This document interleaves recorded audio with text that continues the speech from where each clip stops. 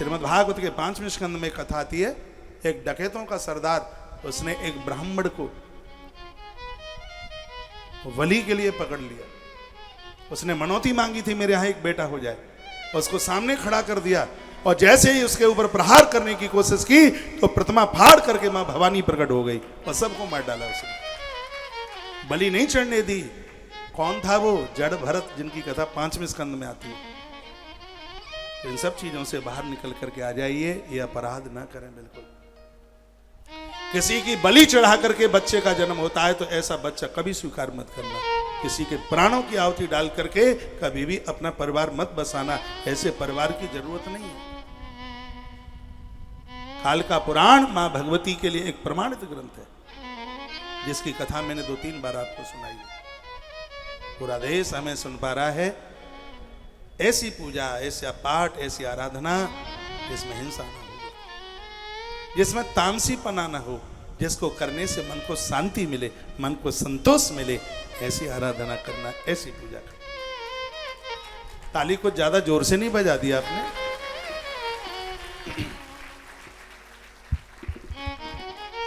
भगवान का नाम रखा जा रहा है।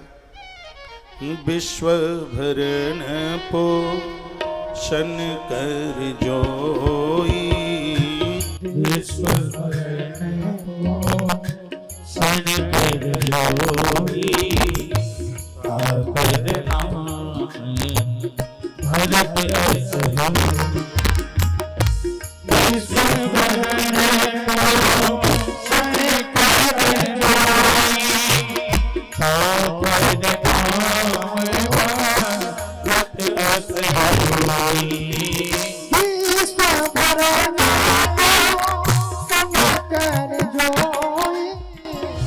तापर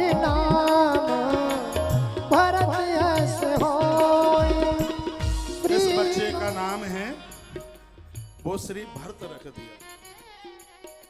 भरणाद भरतो नाम लक्ष्मणा लक्ष्मणान्वतः, जिसका नाम लेने से भरण पोषण होता है, उनका नाम श्री भरत रखा। महाराज दशरथ के आंगन में ये चारों बच्चे 4 पुरुषार्थ हैं। व्यास ने अपनी अध्यात्म रामायण में लिखा।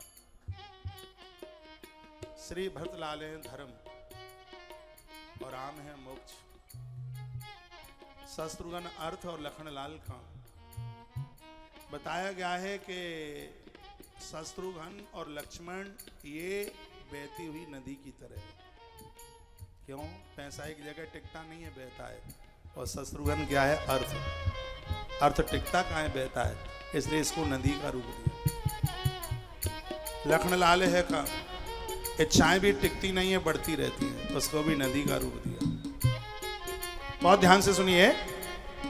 लक्ष्मण और शत्रुघ्न बहती हुई नदी की तरह है। भरत और राम उस नदी के 2 तट हैं।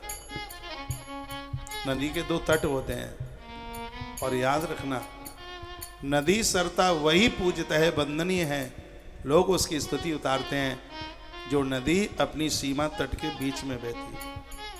यदि नदी अपना तट तोड़ती है तो लोगों का विनाश कर डालती है। सीधी सी बात है, यदि अर्थ और काम रूपी नदी धर्म और मोक्ष रूपी तट को तोड़ेंगे तो लोगों का विनाश कर डालेंगे। अर्थ बुरा नहीं है, धर्म के अंदर रखें। काम बुरा नहीं है, उसको धर्म और मोक्ष का तट मिलना चाहिए, ये उसके अंदर हो। यदि धर्म और मोक्ष के किनारे को तोड़ दिया तो ये अर्थ और काम दोनों विनाशकारी हो जाएंगे। ये जीव जगत को समाप्त कर देंगे। अर्थ हो, क्योंकि से पुराण में लिखा है कि धर्म के लिए देह और धन दोनों की जरूरत है। ईश्वर ने शरीर दिया है तो शरीर से धर्म करो, धन दिया है तो उससे करो। पैसे के लिए हम अपने सब धर्म को भूल जाएं, हम अपने निज स्वार्थ में अपनी परंपराओं को भूल जाएं, तो ऐसा अर्थ हमारे लिए विनाशकारी हो जाएगा। अर्थ को धर्म का, और सीधी सी बात है, तो धर्म को स्वीकार करेगा, राम उसका संग कभी छोड़ेंगे थोड़े।